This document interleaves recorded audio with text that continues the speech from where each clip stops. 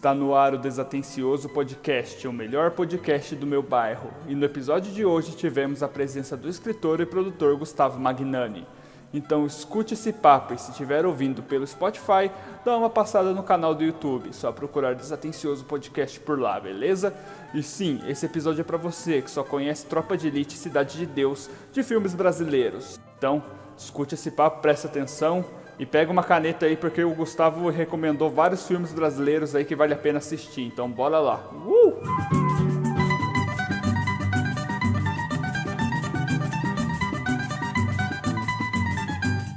Então, bora. Hoje a gente vai falar de cinema brasileiro. É um assunto talvez um pouco polêmico, um pouco controverso, assim. Cara, eu acho massa essa colocar que é um assunto polêmico e controverso, assim, né? Em que momento nós estamos que o cinema virou um assunto polêmico e controverso? Sim. Mas de fato Pois de fato é. Infelizmente é. É, realmente, né? É aquele meio que, tipo assim, você tem que meio que colocar vários asteriscos, assim, pra falar do cinema Sim. brasileiro, né? Uhum, é verdade. Eu particularmente, eu acho que eu cresci assistindo bem mais, né, os filmes norte-americanos. Eu acho que desde o começo, desde a minha infância ali, eu aprendi como que era ali a escola norte-americana, né? Foi ali que nasceu, ali que tem um manual Sim. do cinema, né? E foi aquilo que eu tive como base em filme, principalmente. Então eu mesmo, quando eu comecei a assistir filmes brasileiros ali, eu tenho que ir meio a estranheza. Imagino que muitas pessoas tenham essa Total. estranheza no olhar, assim. Vocês como é que enxergam o cinema brasileiro? Vocês enxergam tão Nossa, diferente quanto eu, assim? Isso que você falou, Leon, foi muito, muito interessante, porque, tipo, vai falar, lógico, eu acho que todo mundo, né, nasceu vendo filme americano, né? E isso é engraçado, porque daí, tipo, a gente estranha o nacional, né? Tipo, o nacional é então. diferente, tá ligado? Tipo, a gente acostuma com um universo que nem é nosso, tecnicamente, né? Cara, com certeza. E assim, eu também fui criado assistindo filme americano, filme da Disney, e depois crescendo, assistindo algumas outras coisas. Mas eu fui mesmo começar a assistir cinema brasileiro já depois de quando eu comecei a escrever, já tinha uns 15, 16 anos. E o cinema brasileiro, ele tem... É aquilo, né? Ele tem uma jornada muito interessante, assim, porque a gente tem produções muito, muito bacanas ao longo da nossa história, mas a gente tem períodos de escassez muito grande, em que a gente não conseguiu construir uma indústria brasileira ainda, né? Então Sim. esse é um problema. A gente teve a crise ali de 80, né? Entre a década de 80 e 90, principalmente com o Collor. Exatamente, assim, a gente tinha a chamada Embrafilme, né, que a Embrafilme servia justamente para você, seria a Ancine de hoje, né, para você regulamentar e ajudar a produção, né, e você regulamentar e fomentar a produção de audiovisual. E aí, quando o Collor ganha, ele vem com toda aquela... A Embrafilme tinha sido criada em 89 pelo Sarney, né, então não é uma coisa que vem da ditadura militar. Então a Embrafilme, a gente teve um pequeno spike, um pequeno momento de produção audiovisual, e logo o Collor veio com toda aquela conversinha fiada dele, Pois não sei é, o que, bababá, aquela mesma coisa de sempre, do enviado e tal, e aí ele extingue a Embrafilme e o cinema brasileiro ele vai pro fim, assim, ele literalmente passa a não existir. Tanto é que, se eu não me engano, que um ano depois da extinção da Embrafilme, o Brasil lança um filme nacional, acho que em 92, não é 92, não lembro, tem um período ali, acho que é 91, 92 sim, que o Brasil lança um único filme nacional durante o ano inteiro, para mostrar o estado que o cinema brasileiro tava, né? Ou seja, a gente tá engatinhando ainda, né? Igual, tipo, que a gente compara meio com a indústria de jogos aqui no Brasil, né? A gente tá engatinhando nos dois, né? Então, assim, já entrando um pouco nisso, eu acho que a gente teve um momento muito, muito efervescente do cinema brasileiro no cinema novo, né? A gente tem obras e obras maravilhosas. O Glauber Rocha, por exemplo, é um cara absolutamente respeitado no mundo inteiro, né? É provavelmente o maior gênio do cinema brasileiro e com um cinema muito particular, muito original e muito autoral, né? Então, ele é um cara de peso, é um grande artista, tem filmes absolutamente incríveis, impecáveis, só que ele também viveu num contexto muito difícil. Então, ali a gente não tinha mesmo investimento. Chegou, como eu já falei na década, chegou no Collor, a gente acaba com a Embrafilme Só que isso é importante dizer que pro pessoal, às vezes, parece assim, né? Ah, tá, mas se o cinema é tão bom, a iniciativa privada, ela vai entrar, ela vai fazer. Então, mas o que acontece é que, assim, praticamente todas as grandes indústrias, isso com raras especificidades, mesmo a internet, que inclusive nasce de um projeto dentro de uma universidade, tem todo esse contexto e tal. No começo de qualquer indústria, o investimento do Estado ele é muito importante para que você dê o start naquilo e para que a indústria comece a rodar. E no momento que ela começa a rodar, aí sim a iniciativa privada ela sente confiança para começar a investir. Então, mas os Estados Unidos é maravilhoso. Lá tem produtos, sim, mas e como é que começou nos Estados Unidos? Os Estados Unidos começou justamente com um investimento estatal absurdo no cinema. Absurdo. O Estado investia pesado no cinema americano. E investe até hoje, com isenção de imposto, com editais, com várias coisas. Só que, claro, a indústria dos caras, ela tá muito mais avançada do que a nossa, né? É difícil, né, começar um negócio assim do zero, sem nada, sem apoio nenhum, imagina. Aí também já é querer demais, né? Com certeza. É engraçado que isso acho que é até uma atitude meio burra, sabe? Até do governo de não ajudar. Porque o tanto de dinheiro que o cinema gera, né? Não é só, de certa forma, para quem produz o filme. Claro. Gira o mercado, né? Você tem um dinheiro, uma movimentação girando aí.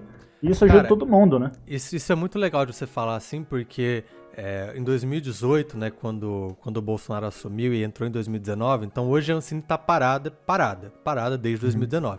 Não existe hoje edital, não existe desenvolvimento, não existe nada sendo feito no audiovisual brasileiro, ainda que exista dinheiro, tá? Não é que falta dinheiro, o dinheiro está no banco. Mas ele não permite que seja aplicado para nada. Com toda aquela coisa, o comitê não se reúne, ele não indica o presidente. Enfim, toda essa questão de que ele vai usando a burocracia para atrasar o audiovisual brasileiro. Isso é um ponto legal que você falou sobre, assim, o cinema, ele não gera dinheiro só pro produtor, só pro ator. A indústria audiovisual, ela emprega, direta e indiretamente, 300 mil brasileiros. Ela gera mais de bilhões pro PIB brasileiro. Ela movimenta a indústria hoteleira, movimenta a indústria da alimentação. Nossa, ela gera emprego para cozinheira, para o eletricista, para o motorista, para o figurinista. Ela gera emprego para o cara que faz roupa. Ela gera emprego para... É um movimento, uma indústria que não fica fechada em si. Ela trabalha com várias outras indústrias. De certa forma, um paralelo para entender é como a própria construção civil. A construção civil ela move vários setores. O audiovisual é assim também, ele move vários setores. É claro que a gente vê o ator, porque o ator é o cara que está no final ali, é o cara que aparece na tela. Sim. Mas é muita gente para produzir o audiovisual. Engraçado, né? Parece que as pessoas não conseguem enxergar isso, né? Parece que, não, só o ator fica rico ali, não. Mas igual vocês falaram, tipo, movimenta uma coisa, muita gente consegue muita grana por causa de um filme. Cara, galera que faz tipo, produto de Harry Potter, essas coisas. Tem loja só de Harry Potter, só tipo usando como exemplo, sabe? E tipo, isso é um outro ponto que, fazendo um paralelo, já que a gente falou dos Estados Unidos, isso é uma coisa muito interessante, porque os Estados Unidos vê o cinema e o audiovisual não como investimento na indústria cultural apenas, mas como investimento, tanto no turismo, porque, por exemplo, Nova York é o que é, cara, porque tem série, porque tem filme, porque o mundo conheceu Nova York pelo audiovisual. Então, assim, o audiovisual tem um fator de turismo muito grande, mas também tem um fator de... É quase que... É uma indústria de interesse nacional, no sentido de que ela leva o país pra frente, ela leva o país pro mundo. Sim. O mundo conhece o país pelo audiovisual. Nossa, isso é realmente, tipo, é muita verdade, né? Porque, igual você falou, velho, eu acho que todo mundo sabe, pelo menos, como que é Nova York por causa de filme, né?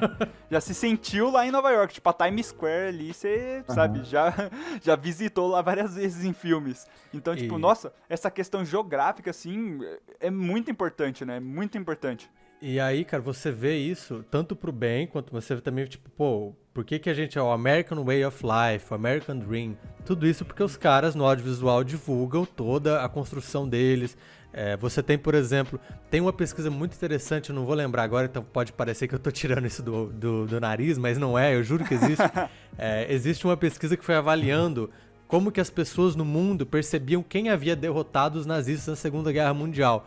E logo após o final da Segunda Guerra e durante as próximas décadas, as pessoas tinham muito mais a impressão de que os russos tinham derrotado, porque de fato são os russos que foram os mais importantes, não que os Estados Unidos não tenham sido preponderantes, né, mas os essenciais, digamos assim, os principais ali, historicamente falando, foram os russos. E a percepção da população foi mudando de acordo com a construção desse identitário americano de que os caras... Porque através de filme, através de séries, através do que foi construindo essa percepção de que não, os americanos foram os caras que derrotaram os nazistas. Claro que eles foram importantes, não estou dizendo que não foram importantes, mas não foram os responsáveis maiores.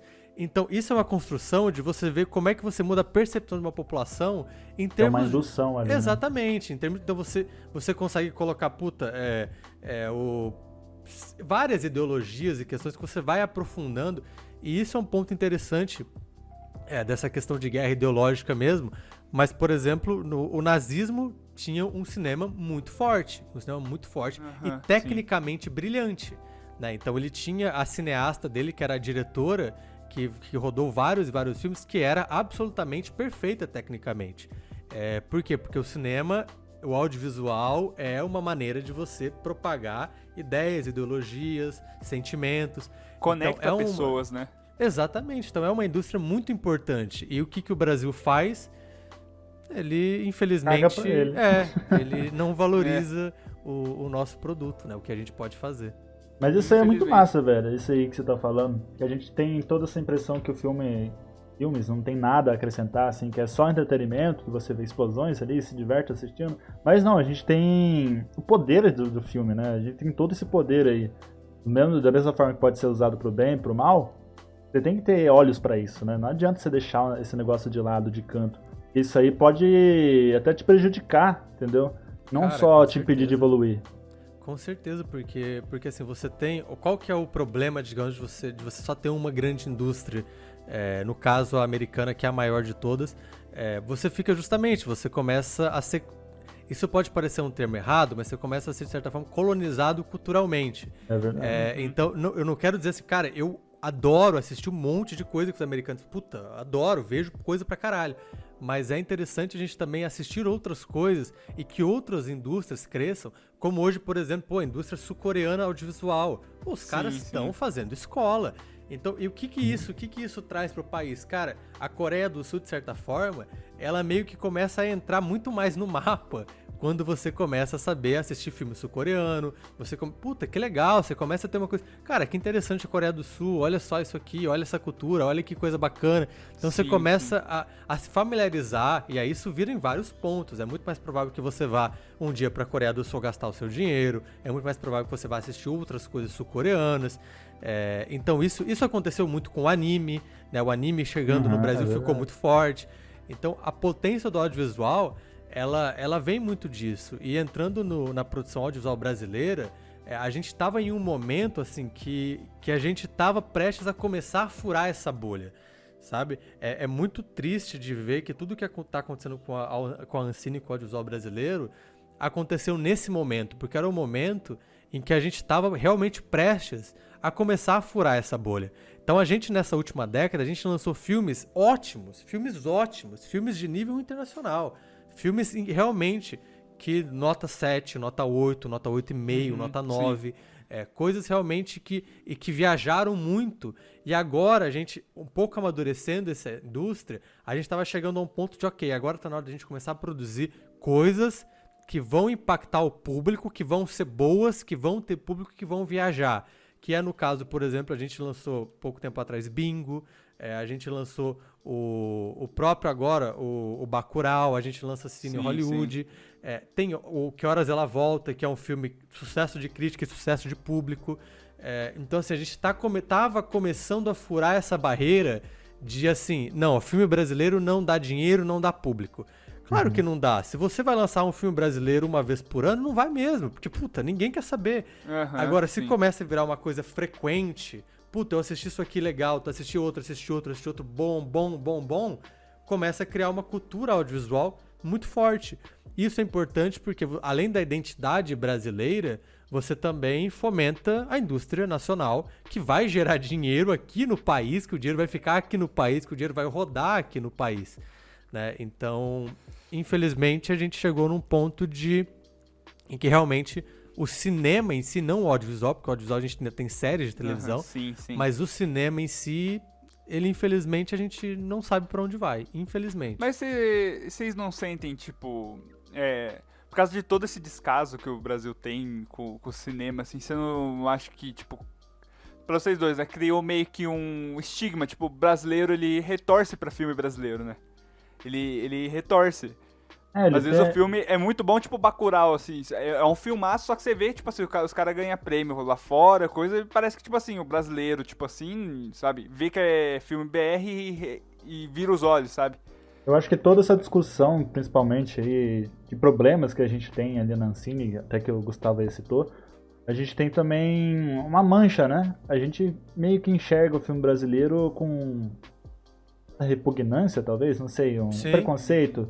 Porque a gente sabe de coisas que aconteceram, de filmes que foram feitos ali, que realmente não agradaram, tipo, a gente, e a gente meio que ficou marcado por aquilo, né? Eu meio que sou assim, eu, tipo, não vou... Sendo sincero mesmo, eu tenho um pouco de preconceito, não por... eu não sei explicar, sabe? Mas eu sei que, tipo, por eu ver filmes, tipo, de altos orçamentos, eu acabei meio que virando um pouco os olhos, sabe? Eu acho que a gente tem sim uma parcela de culpa nisso, realmente. Eu acho que eu tenho, enfim. Não só você, né? Eu acho que grande parte da população, e é uma coisa engraçada e até cômica você pensar que a gente tem meio que certo preconceito com um produto nosso, tá ligado? Então. Nosso. Mas que não faz sentido, tecnicamente, mas tudo bem. Eu só tenho um porém, assim, que eu acho que o Daniel até falou, como que se ele... Eu entendo que ele tem uma responsabilidade, mas eu acho que não é só culpa sua, sabe, Daniel? Eu acho que a culpa... porque, assim, eu acho difícil a gente culpar o telespectador pela percepção que ele tem do conteúdo que a gente cria. Claro que tem uma parte que, por exemplo, a gente poderia ser muito mais afável com o conteúdo brasileiro, claro que poderia. Mas eu acho também que faltou muito essa questão até do próprio cinema conseguir dialogar mais com a população brasileira, conseguir colocar as necessidades, as angústias, os gostos, as preferências da população brasileira, que é uma coisa que a literatura também sofre, até porque eu sou escritor e roteirista, então assim, a gente tem esse problema muito de...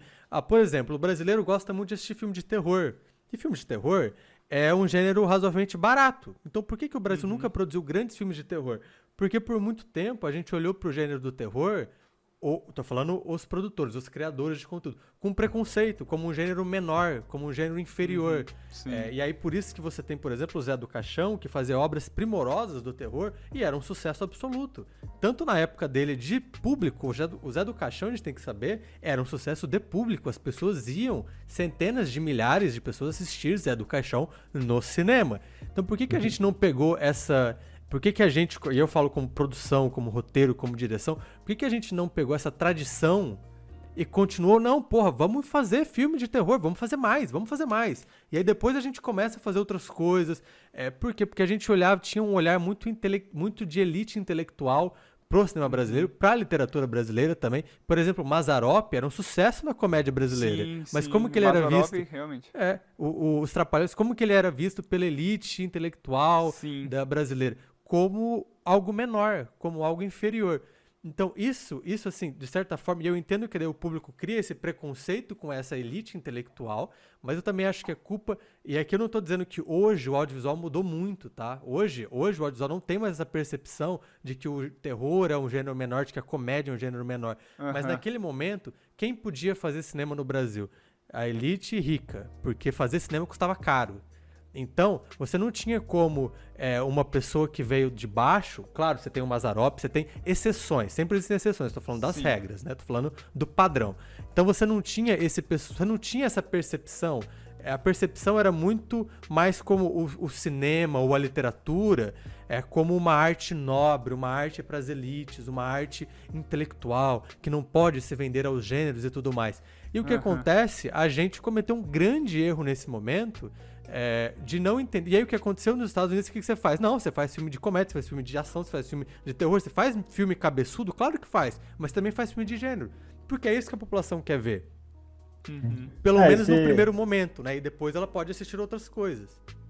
Isso se expande em todas as artes também, né? Isso que você Total, citou aí total. dos preconceitos até com filmes menores ali. A gente teve casos assim até na música. Mas enfim, faz sentido o que você está falando. Eu até agradeço o senhor Evil, que tirou um pouco do peso das minhas costas. Assim, já tava ficando meio triste. Mas então, cara, é tipo. E o investimento. É até legal que você falou isso aí. Porque o investimento não é só na produção ali do filme, né? Tem toda a Claro. educação, como você já disse, como você já até explicou. Se a gente tivesse um direcionamento, uma educação ali, um ensinamento melhor a respeito do que é o cinema, de o que ele pode proporcionar, ou a própria arte em geral, sabe? Esse investimento teria que ser maior em qualquer área que seja, né? Para engajar realmente. Sem dúvida, sim, Daniel. E até na verdade, claro que eu gostaria que fosse maior porque é o com que eu trabalho. Mas se a gente tivesse o orçamento que a gente já tinha em 2018, que não era nada absurdo, já seria muito suficiente. E até legal explicar para o pessoal assim que, por exemplo, a Ancine, a maioria dos meios de fomentação de produção audiovisual da Ancine, elas são pagas pelo fundo setorial. Em 30 segundos, o que é o fundo setorial? O fundo setorial ele é alimentado pelo Codecine. O que é o Codecine? O Codecine é um imposto que as teles pagam para a Ancine para a gente fomentar a indústria. Então, assim, é a indústria pagando imposto para fomentar a própria indústria. Então, esse não é dinheiro e esse imposto ele existe exclusivamente para isso. Ele não pode ser usado para qualquer outra coisa, não pode ser usado nem para educação, nem para saúde. Por quê? Porque é a indústria pagando para que a própria indústria se desenvolva. Então, assim, o nosso orçamento, basicamente, ele vem do que a própria indústria paga. Isso, claro, você tem outras posições, você tem outros lugares, que aí vem o orçamento de outros lugares. Mas o mais relevante hoje era o fundo setorial. Então, assim, a indústria audiovisual, ela recebe um investimento muito pequeno e ela retorna muito pro que ela recebe, né? Então, assim, é uma pena. E isso de criação cultural e tal, era o que eu tava dizendo, que eu acho que a gente tava a um ponto, a gente tava há alguns anos, há uns 4, 5 anos, de conseguir superar essa barreira desse preconceito com a produção audiovisual brasileira, muito porque o cinema brasileiro estava evoluindo e também porque hoje você tem produções de séries brasileiras na Netflix, no Prime, na HBO e tudo sim. mais, na própria Globo, no Globoplay, que isso também vai ajudando a pessoa a ver, puta, não, cara, tem coisa legal aqui, tem coisa boa aqui, tem coisa bacana pra ver que tá sendo produzido no Brasil. Então o cara assiste uma série da Netflix boa e fala, puta, talvez eu veja um filme brasileiro na Netflix. E aí, puta, Sim. legal, bacana. Então talvez na próxima já vá no cinema. Só lógico que isso é um processo demorado, por isso que eu falo em 4, 5 anos, não que, nossa, o cinema brasileiro ia estourar de ingresso, não. Mas a gente ia começar a ter um aumento de coisas, porque agora a gente tava tendo filme bom. Filme realmente bom, muito bom. De vários gêneros. De terror, de comédia, de drama, de muita coisa. Que eu posso, inclusive, citar um monte aqui pra vocês depois. Pra gente finalizar. Que são filmes realmente ótimos de assistir. Mas que, não chegam no público. 2, quando chega o público, tem um nariz torcido. Que eu acho absolutamente natural. Porque isso foi construído, então a gente precisa desconstruir essa desconstrução. Ela vai vir do público assistir uma sériezinha aqui, assistir um curtinho aqui, assistir um filmezinho ali, e ele vai aos poucos vendo que, porra, não, dá pra produzir, dá pra assistir coisa brasileira. Como muita gente eu sei que tinha preconceito com filme asiático. E hoje em dia não dá pra assistir filme asiático. Ou com qualquer outra língua que não fosse a inglesa. Puta, não detesto assistir coisa em espanhol. Quais são as séries que estão mais bombando na Netflix hoje? São as séries espanholas. Então, assim, é tudo uma questão de aprendizado, da pessoa se acostumar. Mas a gente, então, talvez, quem sabe, as séries façam esse papel pra gente. Mas, infelizmente, hoje o cinema brasileiro, ele, infelizmente mesmo, tá parado, assim, não tem nada acontecendo. Pior que em série tá tendo umas séries legais, né? Saiu o Bom Dia Verônica há Sim, pouco tempo total. também. Séries legais. Mas mudando de assunto rapidão, ó. Ô, Gustavo, vê se você conhece esse filme. Mano, eu assisti esse filme faz muito tempo atrás, na escola. Era um filme brasileiro. Eu quero acreditar que é brasileiro. Com a minha mente lá de estudante, era brasileiro. Mas a história era que, tipo, é baseada em fatos reais, que eu me lembro. A história era, tipo, um menino. Acho que era na época da ditadura, que ele, tipo, fumou maconha e o pai dele colocou ele no manicômio. Sabe que filme é esse? Cara, eu sei qual filme é esse, mas eu não lembro o nome. Cara, eu tô, Puta tipo, sei lá, que uns pariu. 6 anos tentando descobrir o nome desse filme. Mas eu vou descobrir pra você e te aviso, pode deixar. Mas Ou se alguém souber também, comenta aí, mano. Mas esse filme é muito bom, cara. Tipo, é muito bom, porque eu lembro que era agoniante, tá ligado? Porque, tipo, mostrava como é que eles tratavam a pessoa, né, que usa maconha, tá ligado? Tipo, como condenado. Nossa, era pesado, mas era bem legal, que eu lembre, assim. Eu até achei que você poderia estar falando do ano em que meus pais saíram de férias, quando você falou de um menino, mas... Porque também é da ditadura do menino. Mas esse eu já vi, mas eu também não vou lembrar, cara. Mas vamos descobrir. Vamos descobrir que eu quero assistir esse filme de novo aí, porque eu lembro que ele era muito bom. Mas e aí? Deixa uma recomendação, você também, Daniel, se tiver alguma recomendação. Eu já deixei, tipo, Bom Dia Verônica, que tá no Netflix, aí, que é baseado em um livro, né, do Rafael Montes, que é show de bola. Que o Rafael Montes também, o cara é brabo, né, mano? Eu gravei bastante com ele no canal que a gente tinha. Ele é muito parceiro, incrível, faz um trabalho muito bacana. E agora chegou na Netflix e acredito que o Bom Dia Verônica vai ter aí uma segunda temporada, porque foi um sucesso bem grande. Olha, de filme brasileiro, sinceramente, não vou ter nome aqui pra te falar, entendeu? Eu poderia até falar um que eu assisti recentemente. Não tem problema. Aí, ó, o Gustavo tá aí pra equilibrar isso aí. Mas então, eu cito até um filme que eu assisti, acho que é esse final de semana, não lembro, mas que é o 7 de Chicago. É um, eu caí de paraquedas no filme, assim, sabe? Baita filme, nem sei como que eu fui parar nesse filme, mas é um filme muito bom. Ele retrata as manifestações que ocorreram, principalmente lá nos Estados Unidos, em Chicago, né, especificamente, a respeito da guerra do Vietnã, sabe? Que muitas pessoas foram contra na rua. E esse filme pega algumas pessoas que foram julgadas como pessoas que induziram as pessoas a causarem tumulto em manifestações, sabe? Mas aí ao longo do filme você vai vendo que não é tudo isso, que tem coisas por trás, que tem alguma coisa manipulando ali para que eles sejam acusados de algo que não fizeram. Não é brasileiro. Não. Como eu falei, porque de filme brasileiro o Gustavo tá aí pra compensar o que eu tô falando. Lança aí, Gustavo, aí uns 4 aí, velho. Que você acha que vale a pena. 4 vai ser difícil, eu tenho uma lista de uns 25 aqui, mas... Mas vamos lá, eu acho que vou tentar dar uma variada nos gêneros, assim, né? E não vou citar o Bacurau, que é o mais famoso, todo mundo já tá na ponta da língua aí. Então vamos pra alguma coisa um pouco diferente.